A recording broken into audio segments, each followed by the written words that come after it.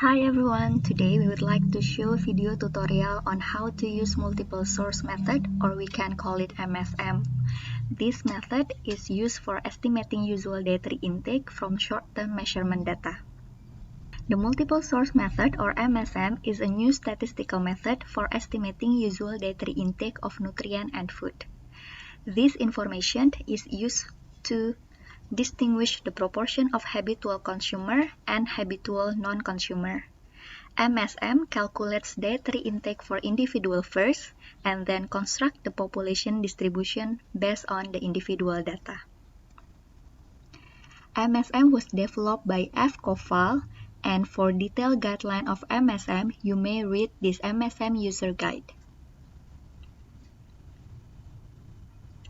This tutorial video will cover how to use MSM for evaluating nutrient data and calculating usual nutrient intake from 24-hour nutrient data using the cutoff method. So, what do you need first to prepare? The first one, you need to prepare dietary dataset in the format of CSV file. Second, you need internet connection, as the program is a web-based tool. These are the MSM website that you can access through https://nugo.dive.de/MSM. Before we proceed to the website, we will show you how to prepare the dietary dataset. Now we will learn how to prepare dietary dataset for MSM. The input file for MSM must be in the Excel file saved in the CSV format. The file must be organized with the header row, so these are the header row for the file. With the first column should be for the numeric subject ID, so the first column should be for the subject ID. The second column, it is used for information on day of dietary data. 1 is for single data, it means that the data is coming from the first day, while 2 means the data is coming from the second day, while the rest of the data is for nutrient data. For example, the third column is for energy, the fourth column is for protein, the fifth column for carbohydrate, and so on. Each row should be the data for one day. A subset or several subjects must have 2 records. For example, this subject ID number 1 has dietary data from 2 days data. Make sure that the data must have no blanks and no alphabetical data. After the data is ready, then we save as the file. Go with the file, save as, choose the folder that you want to save, and then save as type as CSV, delimited. There are several CSV in the option, but we need to choose CSV, delimited. And then you may save. One tips for renaming the file in the CSV must not have space in between. So if you need space between your file name, choose underscore instead. Okay, then you're ready to save.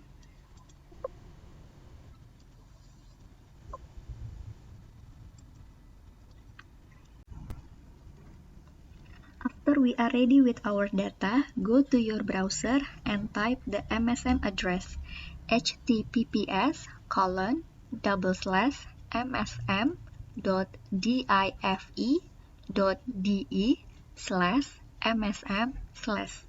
Then you may go enter. This is the starting page of the MSM website.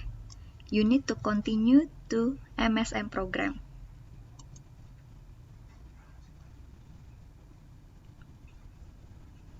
When you open the link to the MSM program, the basic MSM screen will appear. In the main window, you can see the 4 buttons. First, load data. Second, define your model. Third, run the calculation. Fourth, review the results.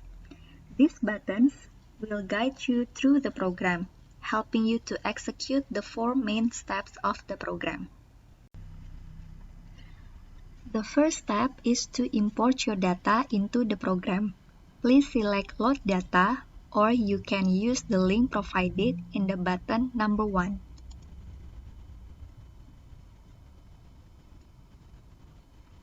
Continue to click on Choose File to select your dataset. Then click Open. After selection of the file, the program will provide a dataset name based on your file name. You can change this name as necessary. However, please take care only not to use any special character or spaces in the dataset name, since this will lead to an error. You may use underscore instead. For this exercise, use the default option for column separator and for the file names. Press Upload button to import your data. Depending on the size of your file to be uploaded, this might take a few seconds. After the upload is completed, you will get a message that indicating your data has been imported successfully. After the successful import of your dataset, you can either upload another dataset, or you can go to the next step of number 2, defining your analysis model. For this exercise, we will continue to the second step. Your next step is define your model. To proceed to the form of defining the calculation parameters, click on the calculation and choose Setup in the application menu, or use the link with the button number 2. You will be directed to the Setup tab in the main section of the window. The other tabs such as Results, Log, and History will be explained in the following section. Select a dataset of your choice and provide information about your data structure. The data should be the file that you selected. The ID variable of your subjects should be the variable in the first column of your data.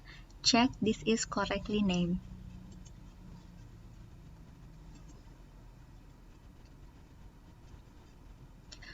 For this exercise, we ignore the Analyze by group. Specify the response variable by selecting one variable from the drop-down list of nutrients. Specify along the top of your dataset in row 1 the names of the nutrients in each column. For this exercise, we will choose zinc as our nutrient to be analyzed.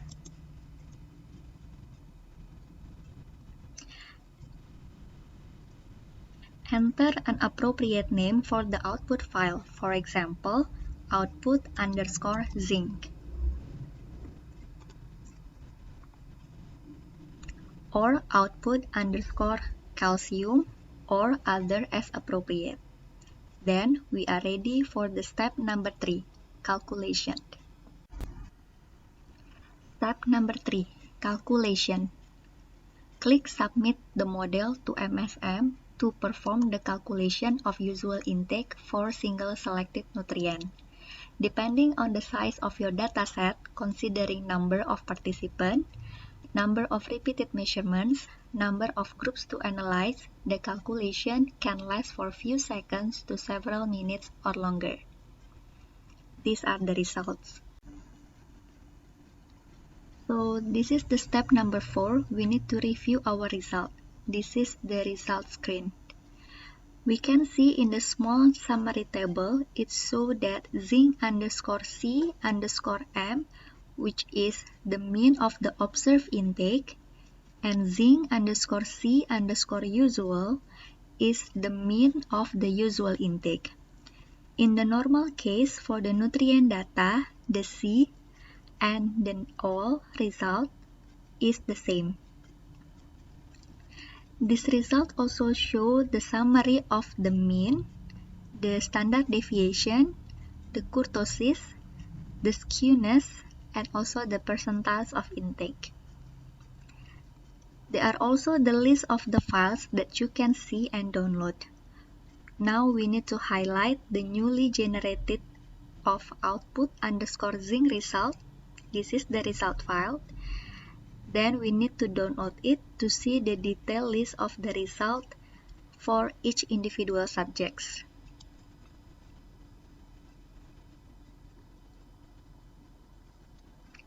To open the file, we need to go to the new sheet of Excel file.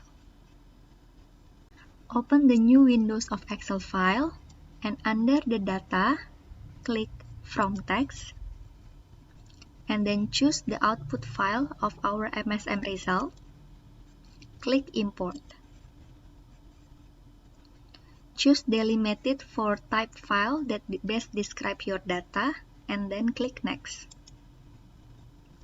For the type of delimiters, tick tab, semicolon, and comma, and then click Next.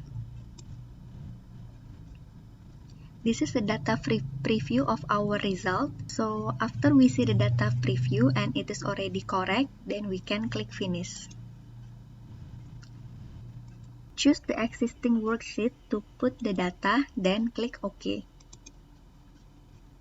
Now we can see the detailed list of the result for each individual subjects. Previously, in the dataset, each row presents the data for one day. Now, in the result, each row represents the data for each individual with more than 1 day data.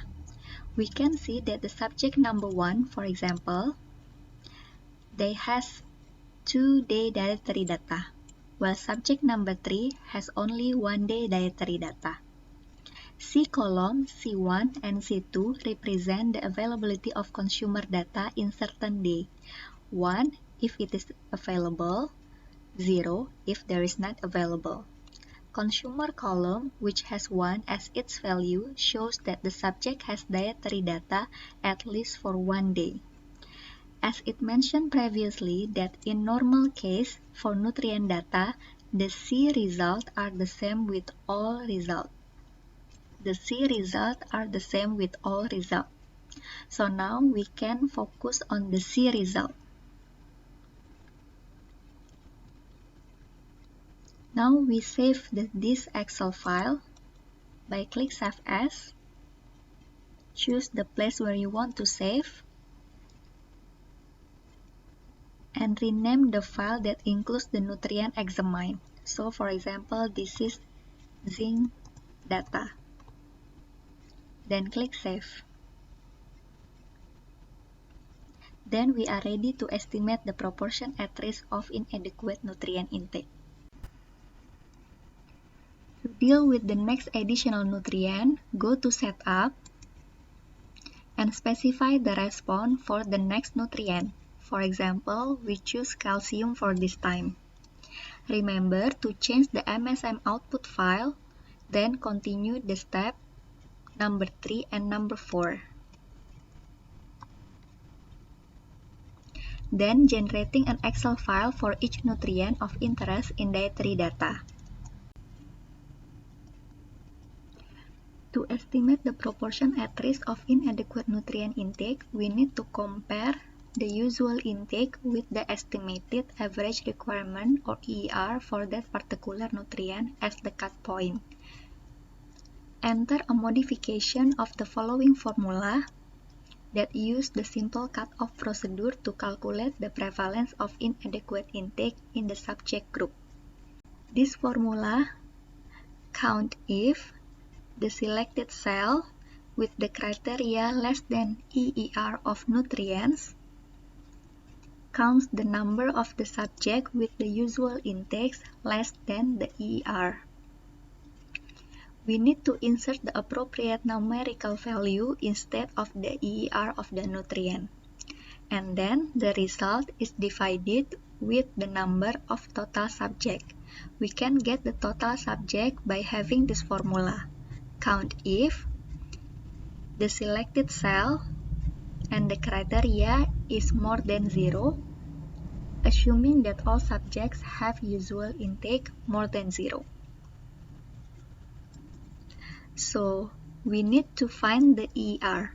So for this exercise, Because our interest nutrient is zinc, under normal circumstances, use of the EER value can be based on FAO, WHO from the following table.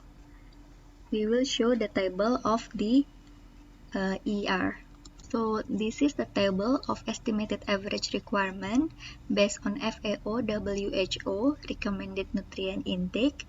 From this table, we can find the EER for zinc because our data set is for adult male, 19 to 50 years old, and we assume they have moderate bioavailability, so the EER of zinc for adult men is 5.8. So this value 5.8 will be used as the cutoff for EER. If you would like to use your country-specific EER, you can use conversion factor for calculating estimated average requirement from your country RNI or RDA. You can see in the table of conversion factor. Here are the table of conversion factors for calculating estimated average requirement or EER from FAO WHO recommended nutrient intake. For example, case in Indonesia. So in the case of Indonesia, for example, the RDI or the angka kecukupan gizi for zinc for adult man is 8 milligrams. And then from this table, from this conversion table, we can see that the conversion table for zinc for males aged 19 to 50 years old is 1.2. To get the EER of zinc for adult men, we need to divide the AKG for zinc 8 milligrams divided with 1.2 conversion factor. That equals to 6.6. It means that the EER of zinc for adult men in Indonesia here is 6.6. So this become our cutoff when we compare with the usual intake of zinc. So after we know that the EER for zinc is 5.8, then we type the formula count if. We can open the formula box. For the range, we select the usual intake of zinc. And then for criteria, we type less than 5.8. Then click OK.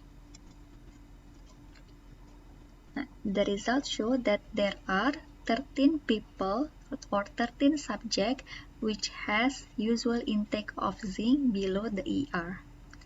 Then we would like to calculate the number of total subject by having formula equals count if. Open the formula box. For range, select the cell of the usual intake of zinc.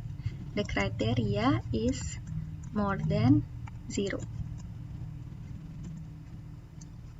Then we have the total subjects is 65. Then to get the proportion at risk of inadequate intake, so we need to divide. So to calculate the proportion at risk of inadequate intake, the number of subjects with usual intake below EER, so this result is divided with the number of total subjects. Then we can convert into percentage. From this result, we can see that there is 20% proportion at risk of inadequate intake for zinc in this population. This simple cutoff procedure can be used for all nutrients except for iron. For iron, the full probability approach must be followed. Okay, that's all for the tutorial video for how to use MSM in estimating proportion at risk of inadequate intake. Thank you.